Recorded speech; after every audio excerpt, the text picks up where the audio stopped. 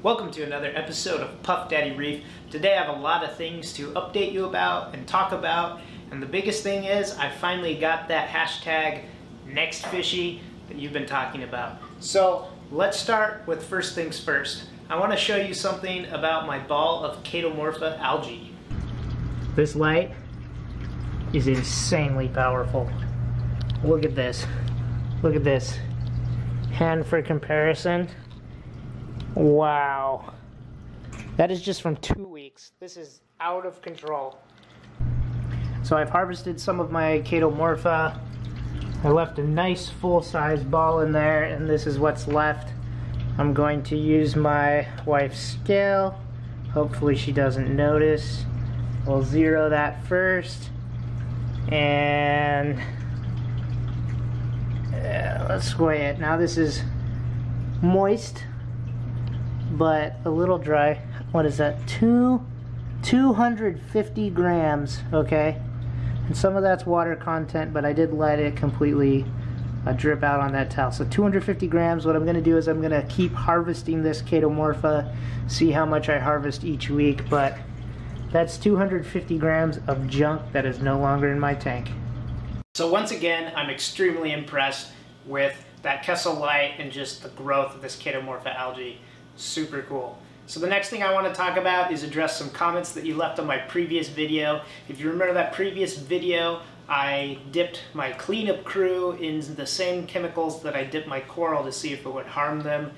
The main justification for doing this is, unbeknownst to you, sometimes hitchhikers can be on the shells of different cleanup crew, potentially flatworms or other undesirable pests. So if there is a cleanup crew that you can safely dip, my thought is, why not? So I dipped them and they're still alive. Not a single critter was lost. Now these were all banded trochus snails, and here's one cleaning away last night.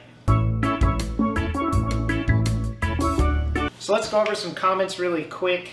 I did get some helpful advice that if you are wanting to avoid ick coming in from a snail source, you do have to quarantine in a tank without fish.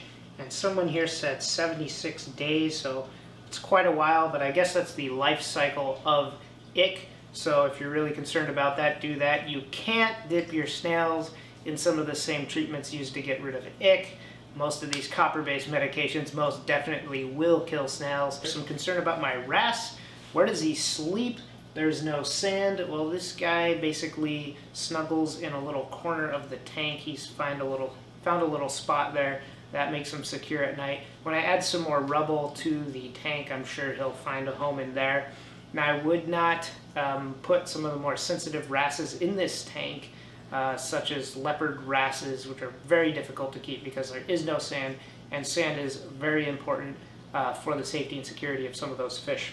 Now, enough chit-chat. I'm sure you're all very interested in what are the next fishies going in this tank, so let's get to that right now. So here's my quarantine tank, and you might notice it is actually in the cabinet of my Red Sea Reefer Peninsula. Now that is awesome because I did promise the wife that I would consolidate tanks. And if this is in here, well, it is just part of the bigger system. Here is the empty tank. I'm going to put the little habitat in and float the guys. Once again, this has been running for 3 weeks. So I have the fish in the quarantine tank. I'm about to put their little habitat in there, but just so you can see them all, we have 2 striped blennies, which are absolutely beautiful. They're bright yellow heads, and they're zebra stripe color.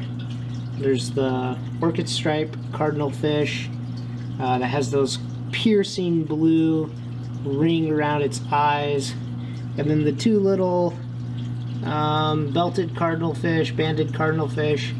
They're not that impressive of a fish, but it's kind of nice that I have a pair, so I like having them. They'll be a good addition to the tank. When you're treating fish, you want to use a probably like a plastic type of habitat, and so what I have is PVC and this yogurt cup container, and of course this is food safe, this is water safe, so it should be good. I cut all these holes in it, and here's a little structure. Now we have that in there. You can definitely see they are some bonded pairs. Look at those guys. Sitting right there, hanging out. One bonded pair, two bonded pairs. And then the lonely orchid-striped cardinal fish. So if any of you are wondering, my quarantine process is a 2-week process for all my fish. The first week I start out with corpamine. I do the suggested dosage for the size of my aquarium, and then after they've been in corpamine for a week, they're doing well, they're eating, I will add Prazipro. So the real purpose is corpamine treats things like ick. It's a special type of copper that is gentle on the fish, and then Prazipro is extremely fish safe for just about any species, and it specifically targets flukes, tapeworms, other sorts of bugs that could be internal parasites that could be in their stomachs, competing with them for food and other things. So here's my quarantine tank. My fish have gone through the full quarantine procedure. Now here are the fish in the bag getting acclimated and getting prepared for release. I'm doing this at night. It's always a good idea to release new fish at night, so there's less bullying, they seem less of like a food item, and some of the meaner fish, like my wrasse, are getting ready for bed.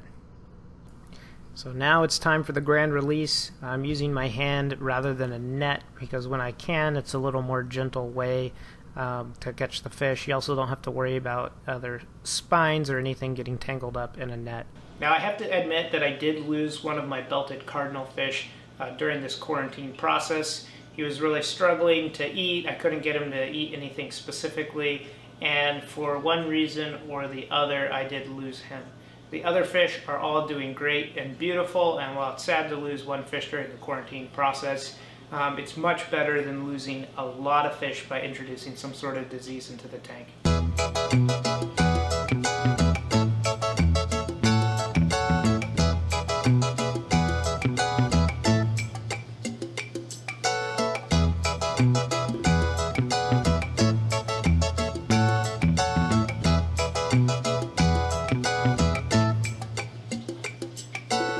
So I hope you liked this video. Please leave comments below if you have any questions. Also, I want suggestions on the next fishy I'll put in the tank. Also, some people had mentioned that I should put some more rock work or something in there to enhance the biological filtration for this tank. I'll also have a video relating to that coming down the pipe. So please subscribe to this video, leave a comment, and get ready for some more Puff Daddy Reef next Sunday.